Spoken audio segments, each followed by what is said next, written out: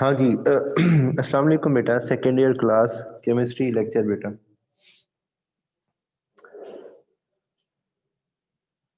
आवाज और बेटा वीडियो अगर क्लियर आ रही है बेटा तो काइंडली हैंड रेज कर दें।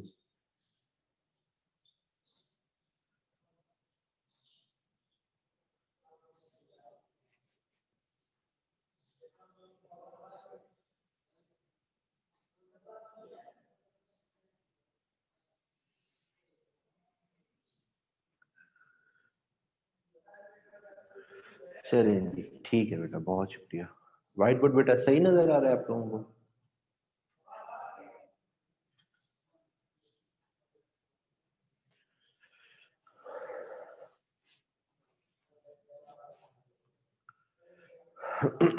अच्छा बेटा,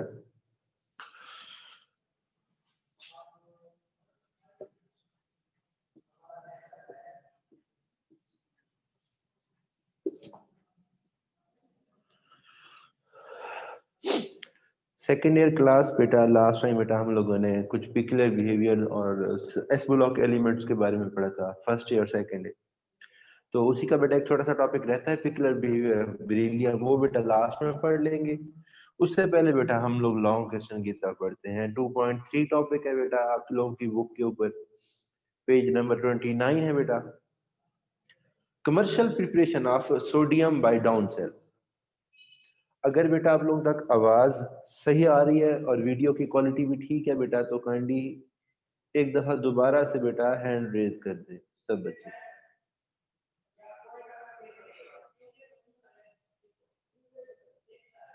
चलें जी ठीक है बेटा,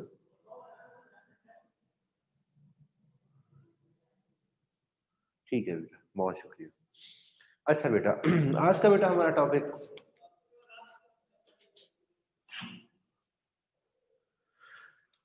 आज का बेटा हमारा टॉपिक है commercial preparation of sodium by down cell, कि हम लोग डाउन सेल की मदद से सोडियम की प्रिपरेशन कैसे कर सकते हैं। तो सबसे पहले बेटा जो सोडियम मेटल प्रोड्यूस की जाती है लिक्विड फॉर्म में बेटा, वो हमेशा फ्यूज्ड सोडियम क्लोराइड से हासिल की जाती है। हाँ जी बेटा, क्लियर नजर आ रहा है, ठीक है। सबसे पहले बेटा हम बेटा पढ़ेंगे commercial preparation of sodium by down cell. Down cell की मदद से हम लोगों ने सोडियम की प्रिपरेशन करनी है, तो उसके लिए बेटा जो आप लोग रिएक्टेंट्स लेते हो या इनिशियल मटेरियल लेते हो बेटा, वो फ्यूज्ड सोडियम क्लोराइड लेते हैं। फ्यूज्ड सोडियम क्लोराइड का मतलब क्या होता है बेटा? फ्यूज का मतलब होता है बेटा जो चीज पिघली हुई हालत में हो, तो हम लोग क्या करते हैं सोडियम क्लोराइड को फ्यूज मतलब पिघली हुई हालत में इनिशियल तौर पर लेते हैं। दूसरी बेटा बात यह है कि सोडियम क्लोराइड का जो बेटा मेल्टिंग पॉइंट होता है वो होता है बेटा 801 डिग्री सेंटीग्रेड। और अगर बेटा इस हाई टेम्परेचर पर हम इसको इलेक्ट्रोलिसिस के लिए यूज करें बेटा, तो इससे आप लोग सोडियम क्लोराइड हासिल नहीं कर सकते। तो हम क्या करते हैं बेटा, इसका मेल्टिंग पॉइंट डिक्रीज करते हैं। मेल्टिंग पॉइंट बेटा कैसे डिक्रीज किया जाता है? उसके लिए बेटा आप लोग डालते हो कैल्शियम क्लोराइड। कैल्शियम क्लोराइड के बेटा डालने से जो आप लोगों के पास 801 डिग्री सेंटीग्रेड का मेल्टिंग पॉइंट था बेटा, वो डिक्रीज होके 600 डिग्री तक आ जाता है। और 600 डिग्री सेंटीग्रेड पर जब बेटा फ्यूज्ड सोडियम क्लोराइड हमारे पास हासिल होती है, जिसका मेल्टिंग पॉइंट 600 डिग्री सेंटीग्रेड होता है, इसको आप लोग डाउन सेल के अंदर डालकर इसकी इलेक्ट्रोलिसिस कर सकते हैं।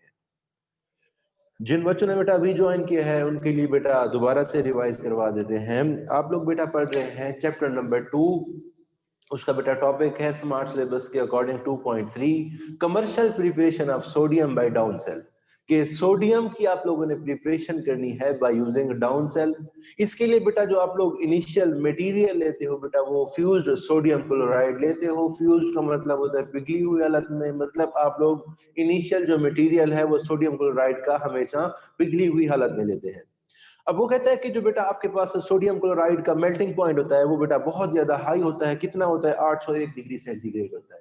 और अगर हम लोग 801 डिग्री सेंटीग्रेड वाली फ्यूज्ड सोडियम क्लोराइड को यूज करेंगे तो इसकी बेटा बहुत सारे डिसएडवांटेज हो सकते हैं, वो भी इंशाल्लाह आखिर में हम लोग डिस्कस करेंगे। तो हम क्या करते हैं कि 801 डिग्री सेंटीग्रेड पर इसको आप लोग यूज नहीं कर सकते, तो हम इसका मेल्टिंग पॉइंट डिक्रीज करते हैं। डिक्रीज कैसे करते हैं बेटा, उसके अंदर कैल्शियम क्लोराइड डाल देते हैं। कैल्शियम क्लोराइड के डालने से उसका जो बेटा मेल्टिंग पॉइंट है वो 801 डिग्री से कम होकर 600 डिग्री सेंटीग्रेड पर हो जाता है।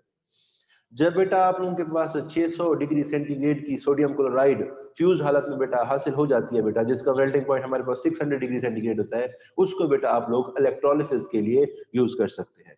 अब बेटा बात करते हैं डाउन सेल की। डाउन सेल क्या होता है बेटा? डाउन सेल बेटा एक ऐसा सेल होता है जिसके अंदर बेटा आयरन का आप लोग कैथोड यूज करते हो और कार्बन या बेटा ग्रेफाइट का आप लोग एनोड यूज करते हो।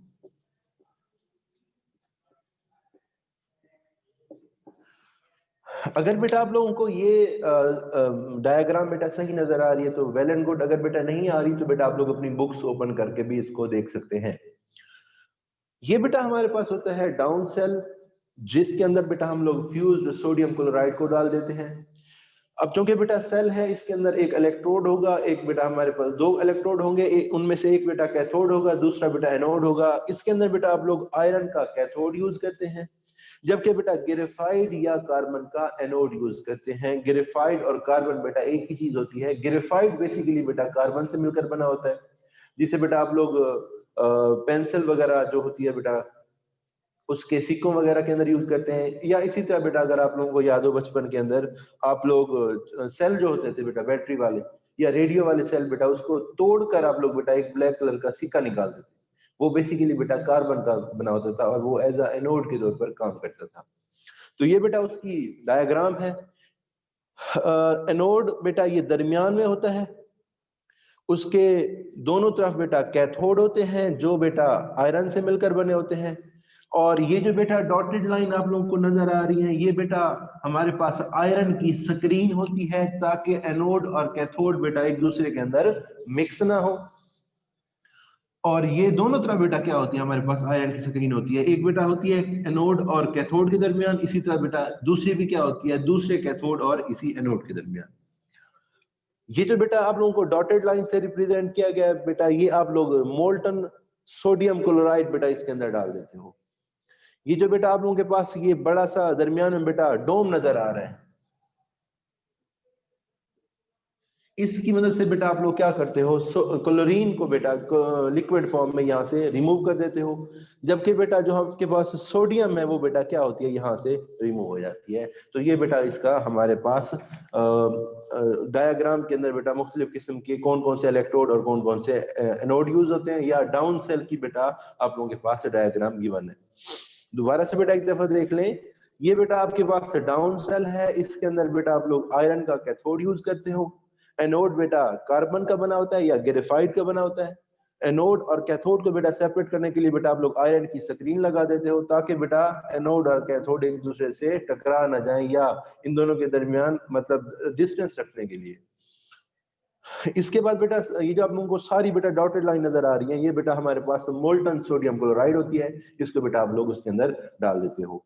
अब बेटा इसकी वर्किंग कैसे होती है, हम लोग कैसे इसकी सेपरेशन करते हैं, उसकी तरफ चलते हैं। अगर बेटा वर्किंग की बात करें तो जैसे ही बेटा आप लोग एनोड और कैथोड को बेटा बैटरी के साथ जोड़ते हो बेटा, तो हमारे पास इलेक्ट्रोलिसिस का प्रोसेस होता है।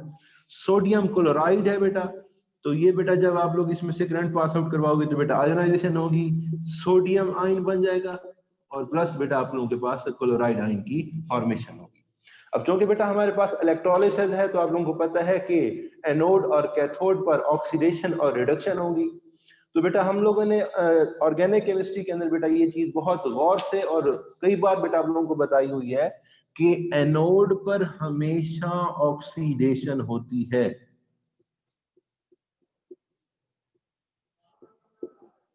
और कैथोड पर हमेशा रिडक्शन होती है।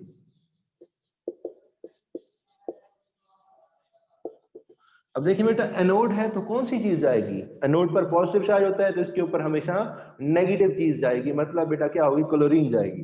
अब क्लोरीन पर बेटा आप लोगों को पता है कि एनोड है, एनोड की तरफ नेगेटिव पार्ट जाएगा मतलब क्लोरीन जाएगी। और इसके अंदर क्या होगा बेटा, एनोड पर हमेशा ऑक्सीडेशन होती है। ऑक्सीडेशन क्या होती है? Addition of oxygen and removal of electron. जब बेटा इसमें से आप लोग इलेक्ट्रॉन को बेटा रिमूव करोगे तो ये बेटा हमारे पास क्या होगा, Cl नेगेटिव है बेटा, तो ये आप लोगों के पास Cl प्लस 2 इलेक्ट्रॉन, और यहाँ पर बेटा आप लोग हाफ लगा दोगे, तो ये बेटा हमारे पास क्या हो जाएगा, हाफ Cl2, और बेटा 2 इलेक्ट्रॉन यहाँ से रिमूव हो जाएंगे। अब आपके पास बेटा कैथोड है, रिडक्शन होगी। रिडक्शन बेटा क्या होती है हमारे पास, एडिशन ऑफ इलेक्ट्रॉन। तो यहाँ पर बेटा सोडियम है, सोडियम पर पॉजिटिव चार्ज होता है, तो ये बेटा किसकी तरफ जाएगी, कैथोड की तरफ, और इस पर बेटा क्या होगी, रिडक्शन होगी। रिडक्शन बेसिकली क्या होती है हमारे पास, addition of electron, addition of hydrogen and removal of oxygen. तो ये बेटा आप लोगों के पास जब ये होगा तो आप लोगों के पास Na सोडियम मेटल की फॉर्मेशन हो जाएगी। दोबारा से बेटा देख लें, हम लोगों ने बेटा इलेक्ट्रोलिसिस करवाई है, तो आप लोग जब इसमें से डाउन सेल में से बेटा करंट पास आउट करवाओगे तो हमारे पास क्या होगा, ऑक्सीडेशन और रिडक्शन होगी। सोडियम क्लोराइड है तो ये बेटा सोडियम Na पॉजिटिव बन जाएगा, और बेटा Cl नेगेटिव आयन की फॉर्मेशन होगी। एनोड पर ऑक्सीडेशन हो रही है। ऑक्सीडेशन बेटा क्या होती है, addition of oxygen, removal of electron और हाइड्रोजन। तो बेटा क्लोराइड आयन में से जब बेटा आप लोगों के पास क्या होगा, ऑक्सीडेशन होगी, रिमूवल ऑफ दो इलेक्ट्रॉन्स बेटा हो जाएंगे। इसको बैलेंस करने के लिए बेटा आप लोग 1/2 Cl2 लगा देते हैं, दो से बेटा दो कैंसिल आउट हो जाएगा, तो आप लोगों के पास दोबारा से Cl की फॉर्मेशन होगी। कैथोड रिडक्शन, अब बेटा पता है हमें कि कैथोड पर हमेशा रिडक्शन का प्रोसेस होता है। रिडक्शन क्या होती है, addition of electron, addition of hydrogen and removal of oxygen.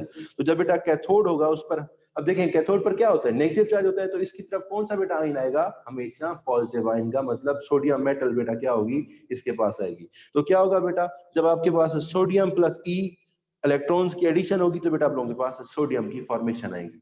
अब अगर बेटा डायग्राम की तरफ देखें तो बेटा ये Cl2 आप लोगों के पास डोम की फॉर्म में, डोम से यहाँ से बेटा निकल कर बाहर जा रहा है, जबकि बेटा ये आप लोगों के पास कैथोड होता है। अब अगर बेटा इसी प्रोसेस को आप लोग इधर देखें तो बेटा कैथोड है, नेगेटिव चार्ज है, तो यहाँ पर बेटा क्या चीज रिमूव होगी, यहाँ से सोडियम। ये देखिए आप लोग डायग्राम के अंदर यहाँ से सोडियम रिमूव हो रही है, जबकि बेटा दरमियान में क्या है हमारे पास, एनोड है। एनोड पर बेटा कौन सी चीज होती है, ऑक्सीडेशन, मतलब क्लोराइड या क्लोरीन गैस बेटा यहाँ से क्या होगी, ड्राई फॉर्म में यहाँ से रिमूव होगी। तो दरमियान में बेटा डोम है, यहाँ से वो क्या होगा, Cl2 की बेटा रिमूवल हो जाएगी। तो ये बेटा हमारे पास प्रोसेस होता है कि आप लोगों के पास commercial preparation of sodium by down cell के अंदर कौन कौन से बेटा प्रोसेस होते हैं, और जब आप लोग इलेक्ट्रोलिसिस करवाते हो तो उसके नतीजे में ऑक्सीडेशन और रिडक्शन का प्रोसेस किस जगह होता है। इसी तरह बेटा अगर हम इसके एडवांटेज और डिसएडवांटेज की तरफ बेटा चलें तो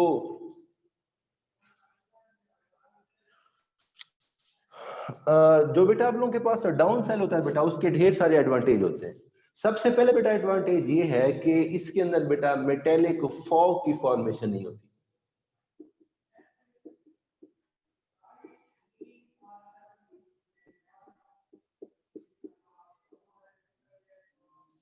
सबसे पहला जो बेटा इसका बेनिफिशियल मतलब इसका जो बेटा हमारे पास बेनिफिट है बाय यूजिंग डाउन सेल बेटा, उसका ये है कि इसके अंदर बेटा मेटेलिक फॉग की फॉर्मेशन नहीं होती।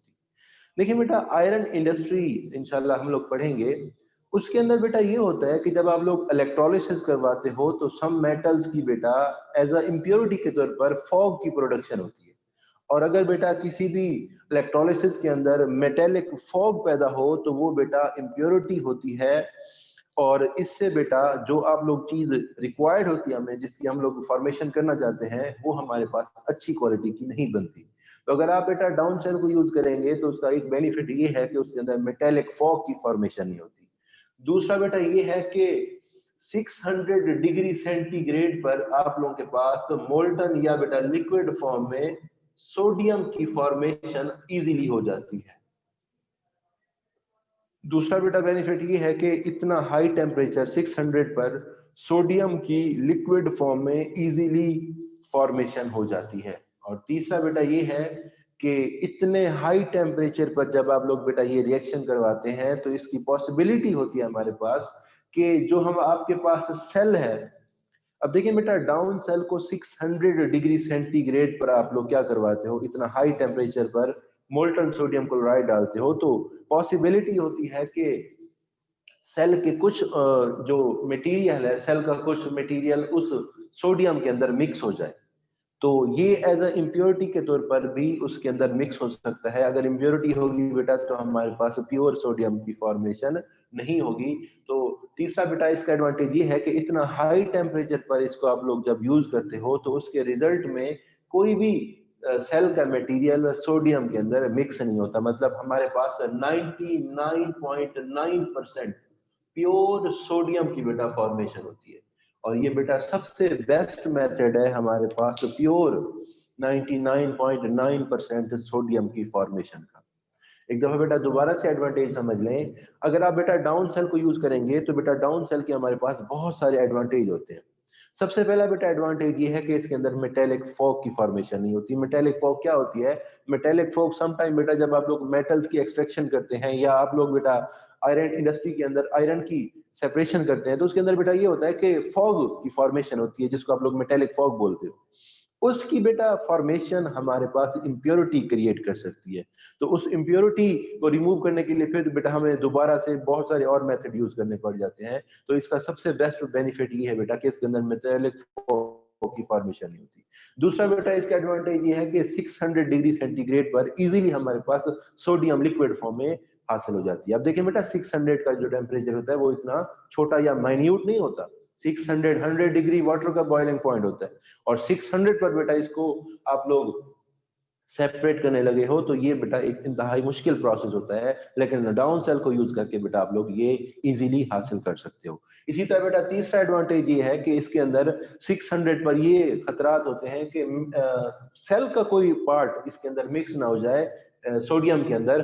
तो इसके अंदर बेटा प्योरिटी के चांसेस बहुत ज्यादा होते हैं। कितना बेटा 99.9% प्योर सोडियम मेटल आप लोग लिक्विड फॉर्म में से हासिल कर सकते हो। तो ये बेटा इसका सबसे बड़ा एज है, एडवांटेज है। और इसके अंदर सेल का ये फायदा है कि इस सेल को यूज करने के बाद आप लोग इससे प्योर हासिल कर सकते हो। सेल का कोई हिस्सा इसके अंदर मिक्स नहीं हो जाता। देखिए सम टाइम बेटा ऐसे होता है कि जब आप लोग इतना हाई टेम्परेचर यूज करते हैं तो सेल या जो आप लोग ऑपरेटर्स यूज करते हैं उसकी इम्प्योरिटी प्रोडक्ट के अंदर मिक्स हो जाती है।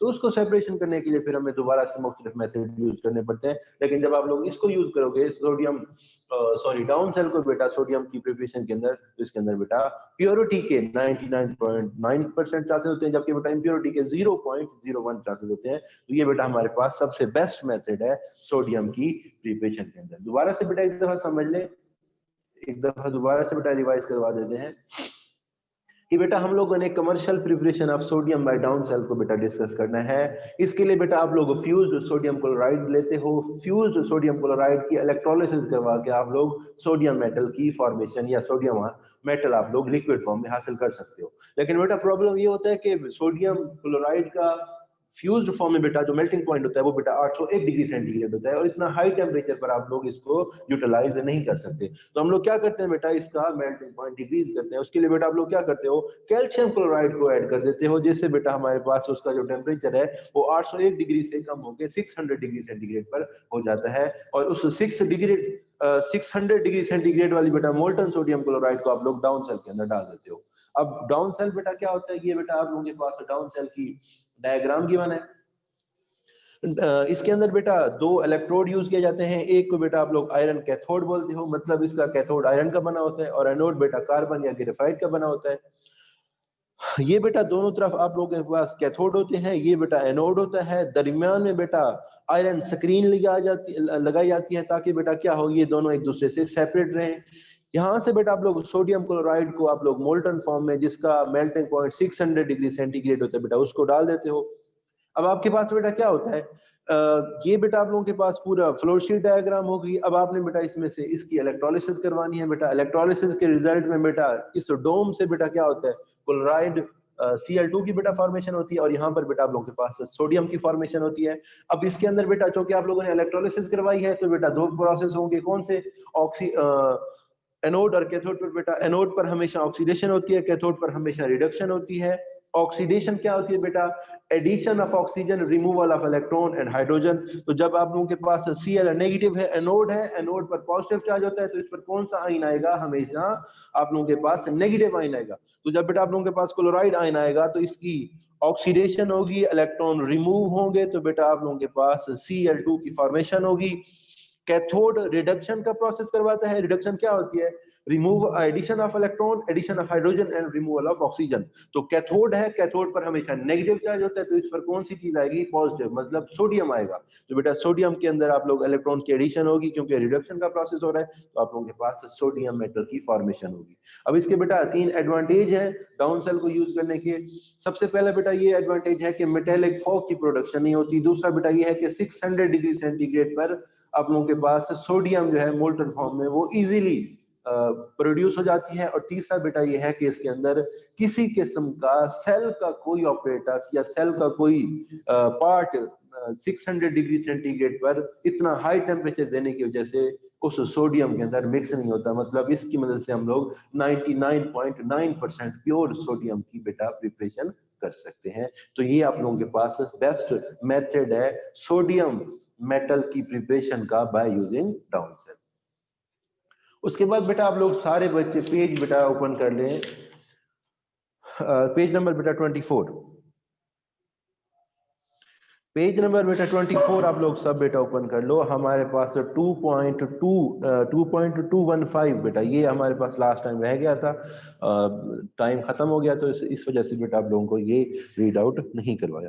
तो बेटा पिकुलर बिहेवियर ऑफ बेरिलियम, ये सारे बच्चे ओपन बुक कर लें बेटा।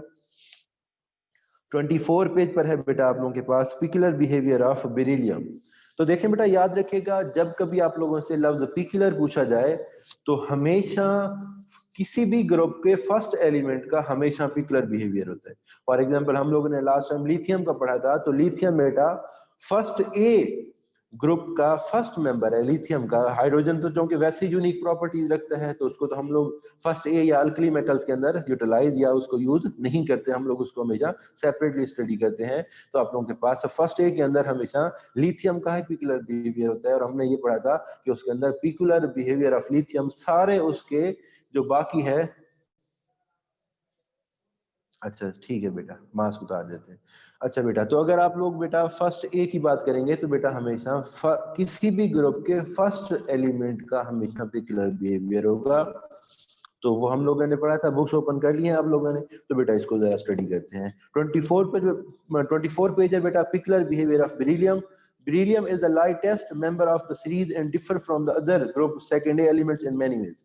कि वो बेटा क्या है, अपने सेकंड ए ग्रुप के सारे एलिमेंट से हमेशा डिफरेंट होता है, लाइटेस्ट मेंबर है। This is due to its small atomic size and comparatively high electronegative value. तो बेटा वो कहता है कि स्मॉल साइज है और हाई इलेक्ट्रोनेगेटिव वैल्यू है। लास्ट टाइम बेटा एक बच्चे ने क्वेश्चन किया था कि सर जो लिथियम है वो बाकी ग्रुप के मेंबर से बेटा लेस रिएक्टिव क्यों होती है? तो देखिए बेटा रिएक्टिविटी के बहुत सारे पहलू हो सकते हैं। एक तो ये है बेटा कि डाउन द ग्रुप हमेशा साइज इंक्रीज होता है, क्योंकि फर्स्ट मेंबर है साइज छोटा होगा और पोलराइजेबिलिटी भी बेटा कम होगी। अब साइज छोटा है तो न्यूक्लियस और इलेक्ट्रॉन्स के दरमियान बेटा अट्रैक्शन ज्यादा होगी और उसके इलेक्ट्रॉन को रिमूव करना क्या होगा, मुश्किल होगा। तो जब बेटा कोई चीज अपना इजीली इलेक्ट्रॉन नहीं डोनेट करती किसी भी चीज के, किसी भी एटम या किसी भी एलिमेंट के साथ, तो उसकी हमेशा रिएक्टिविटी लो होती है। इसके अलावा बेटा और भी बहुत सारे इसके फैक्टर हो सकते हैं। बेरिलियम बेटा इसके बाद है बेटा आपके पास the main points of the difference. Beryllium metal is almost as hard as iron and hard enough to scratch glass. कि बेटा बेरिलियम की जो हार्डनेस है वो तकरीबन इतना ही है जितना आप लोगों के पास लोहा होता है। आप लोगों ने अगर जहाज के बेटा विंग्स देखे हो पर वगैरह, तो वो भी मोस्टली बेरिलियम के बने होते हैं, क्योंकि ये हार्ड इतना है जितना लोहा होता है, लेकिन लाइटर है बाय डेंसिटी या बाय वॉल्यूम। तो उसके हवाले से उसको आप लोग जहाज वगैरह के विंग्स बनाने के लिए भी यूज कर सकते हो, बल्कि यूज करते हैं बेटा, यूज कर नहीं सकते। और ये बेटा ग्लास वगैरह शीशे वगैरह को स्क्रैच करने के लिए भी मतलब यूज हो सकता है। The other alkaline earth metals are much softer than beryllium but still harder than alkali metals। कि बेटा बाकी जो अल्कलाइन अर्थ मेटल्स हैं वो सॉफ्टर है होती हैं, लेकिन हमेशा अल्कली मेटल से हार्डर होती हैं। मतलब फर्स्ट ए के जो एलिमेंट्स हैं वो सॉफ्टर होते हैं as compare to second A के ज्यादा हार्डर होते हैं।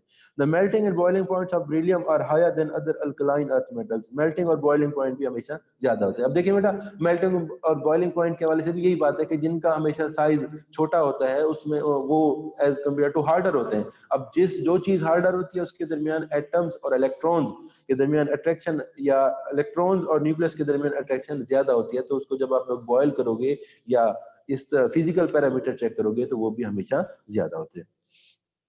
तीसरा बेटा रिड्यूसिंग एजेंट। रिड्यूसिंग एजेंट का बेटा आप लोगों को ऑलरेडी पता है, group secondary metals are all powerful enough to reduce water, at least in principle. However, with water, beryllium forms insoluble oxides coating that protect it from the further attack.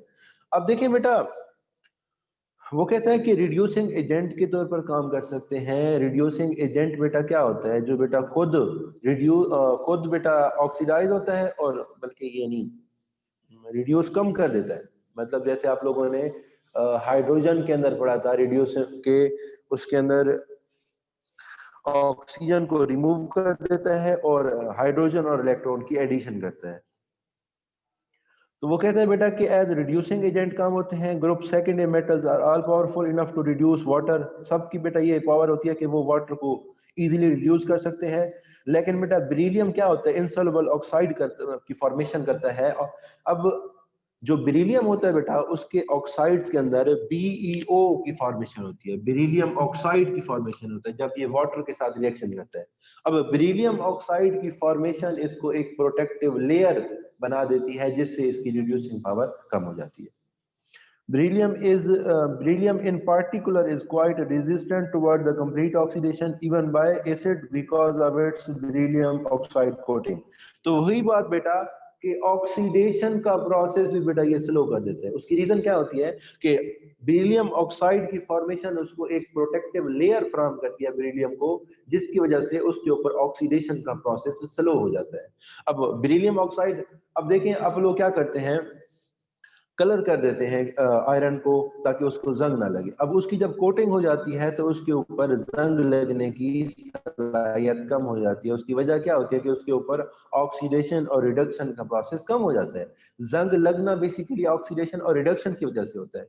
तो जब आप लोगों के पास बेरिलियम ऑक्साइड की formation होगी, beryllium oxide की formation उसको coating फ्राहम करेगी, तो इस वजह से उसको भी बेटा ऑक्सीडेशन और रिडक्शन का प्रोसेस क्या होगा, कम हो जाएगा। तो आप लोग दूसरे लफ्जों में ये कह सकते हैं कि जो बेरिलियम होता है वो ऑक्सीडेशन और रिडक्शन के प्रोसेस में यूजुअली कम होता है। उसके रीजन क्या है कि बेरिलियम ऑक्साइड की कोटिंग हो जाती है उसके ऊपर, और जिसकी वजह से आप लोग ऐसे समझ लें कि किसी चीज को हम लोग हिफाजती तौर पर, जैसे आप लोग आयरन को पेंट की कोटिंग कर देते हो ताकि क्या हो, आयरन को जंग ना लगे।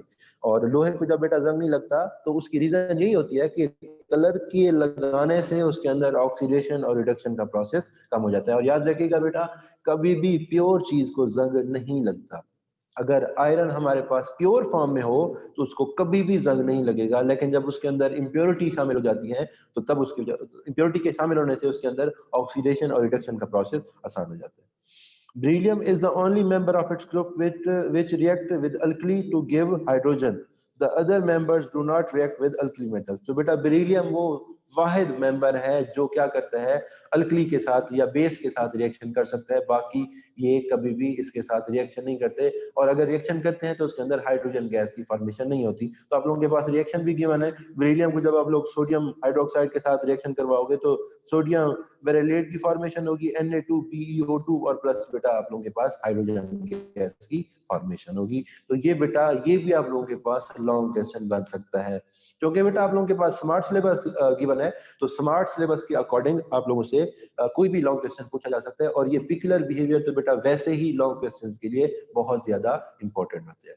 इसी तरह बेटा थोड़ा सा टेस्ट को डिस्कस करते हैं। बेटा जो लास्ट टाइम बेटा आप लोगों को टेस्ट शेड्यूल दिया था वो तो मेरे ख्याल में बेटा खत्म हो गया है। तो बेटा अगला जो आप लोगों के पास टेस्ट होगा, टेस्ट नंबर 5, वो बेटा होगा आप लोगों से चैप्टर नंबर 1 का टेस्ट होगा। चैप्टर नंबर 1 के अंदर बेटा देख लेते हैं कौन कौन से टॉपिक शामिल करने हैं। एक तो बेटा होगा हमारे पास मॉडर्न पीरियोडिक टेबल का टॉपिक, और ये बेटा आप लोगों ने मेटल्स और नॉन मेटलाइड्स को शामिल करके करना है। अगर आप लोगों से ये पूछ लिया जाए कि what is modern periodic table, तो उसके अंदर आप लोगों ने ग्रुप्स पीरियड का अंदर ग्रुप्स और पीरियड का तज़किरा करना है, मोर फैमिलीज का जिक्र करना है, पीरियोडिक टेबल के अंदर कौन से ब्लॉक्स हैं, कौन से मेटल्स और नॉन मेटल्स हैं। इसके अलावा बेटा periodic trends in physical properties, atomic radius है, आयोनिक रेडियस है, आयोनाइजेशन एनर्जी है। मतलब आप लोगों ने बेटा क्या करना है, मॉडर्न पीरियोडिक टेबल करना है इस टेस्ट के अंदर।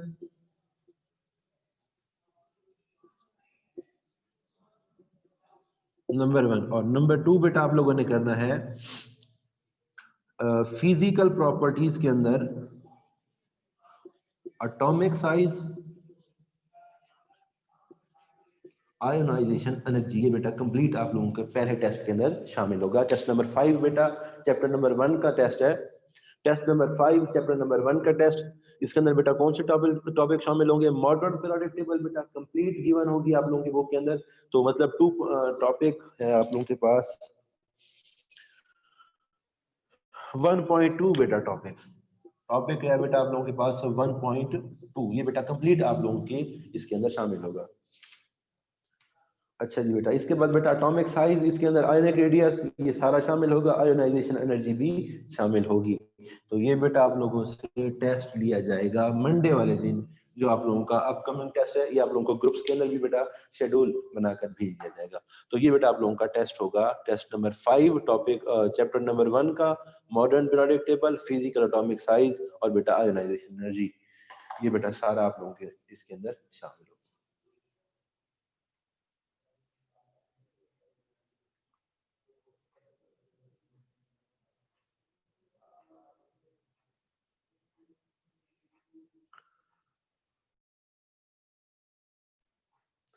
हाँ जी बेटा, कोई और बेटा क्वेश्चन हो तो आप लोग पूछ सकते हैं। बेटा आप लोगों के टेस्ट बेटा बहुत कम पहुंच रहे हैं, तो टेस्ट को यकीनी बनाएं। काइंडली अपने जितने भी आप लोगों के टेस्ट हो रहे हैं, सिर्फ केमिस्ट्री के नहीं, बाकी सारे सब्जेक्ट के बेटा आप लोग काइंडली ये ऑफिस के अंदर दे जाया करें।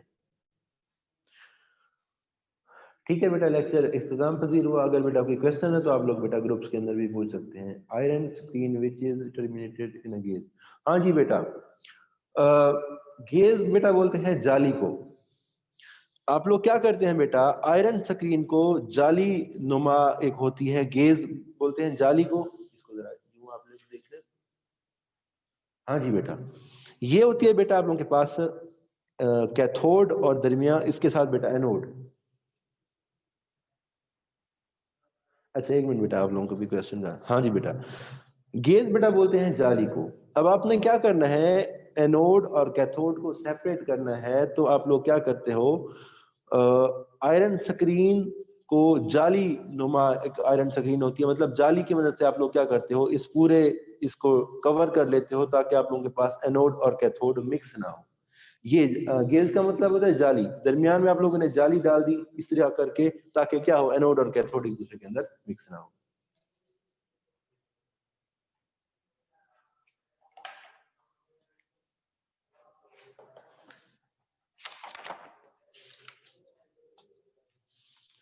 सजी टेबल 1.1, अच्छा बेटा एक मिनट, 1.1, हाँ जी बेटा, मॉडर्न पीरियोडिक टेबल। अब इसको बेटा जरा समझ लें। देखिए, जब कभी आप लोगों से मॉडर्न पीरियोडिक टेबल का क्वेश्चन पूछा जाए तो आप लोगों ने सारा कुछ लिखने के बाद आखिर में छोटी सी पीरियोडिक टेबल बना देनी है। एलिमेंट्स याद होंगे तो वैसे बहुत अच्छी बात है।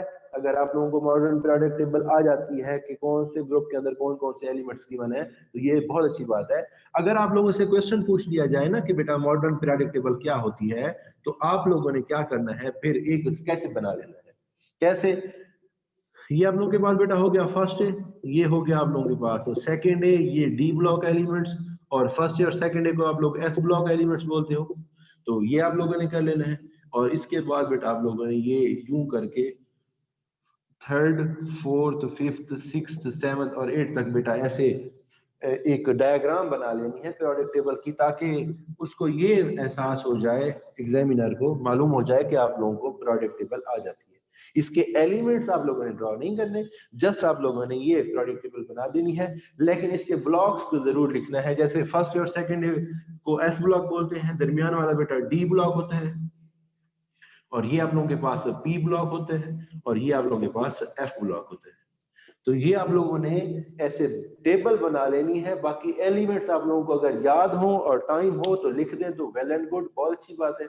अगर आप लोगों को एलिमेंट्स याद नहीं है बेटा तो कोई मसला नहीं है, आप लोगों ने एक ऐसी डायग्राम पीरियोडिक टेबल ड्रॉ कर लेनी है ताकि उसको एटलीस्ट ये अंदाजा हो जाए कि इस बच्चे को ब्लॉक्स का भी पता है और ग्रुप्स और पीरियड का भी पता है कि इसके अंदर कितने पीरियड्स, कितने ग्रुप्स, कौन कौन से ब्लॉक्स और पी ब्लॉक। अब जैसे आप लोग ब्लॉक्स को डिस्कस करते हो ना कि एस ब्लॉक कौन सा होता है, डी ब्लॉक कौन सा होता है, पी ब्लॉक कौन सा होता है, एफ ब्लॉक कौन सा होता है, तो ये एक स्केच डालने से एक आप लोगों का क्वेश्चन का एक अच्छा इम्पैक्ट पड़ जाता है एग्जामिनर को, और एग्जामिनर को ये मतलब एक आप लोगों के मार्क्स के हवाले से एक अच्छा वो पॉइंट मिल जाता है मार्क्स देने के हवाले से। तो ये आप लोगों ने पीरियोडिक टेबल के एलिमेंट्स याद कर लें तो अच्छी बात है, अगर नहीं याद और नहीं याद कर सकते क्योंकि अक्सर भूल जाते हैं तो उससे बेहतर है कि आप लोग ये बेटा ड्रॉ कर लो। ऊपर आप लोगों ने ग्रुप्स नंबर लिख देने हैं, यहाँ पर बेटा पीरियड नंबर 7 पीरियड्स 8 ग्रुप्स हैं, तो इसके अलावा यहाँ पर आप लोगों ने ब्लॉक्स को भी रिप्रेजेंट कर देना है ताकि आप लोगों का क्वेश्चन अच्छा अटेम्प्ट हो जाए। बस टेबल बाकी बेटा याद नहीं करनी, लेकिन एलिमेंट्स के नाम आने चाहिए, जितना अच्छा बेटा एलिमेंट्स के नाम याद होंगे आप लोगों का ही फायदा है। चलें जी ठीक है बेटा, फिर इंशाल्लाह नेक्स्ट लेक्चर के अंदर बेटा हाजिर होंगे। अल्लाह हाफिज़।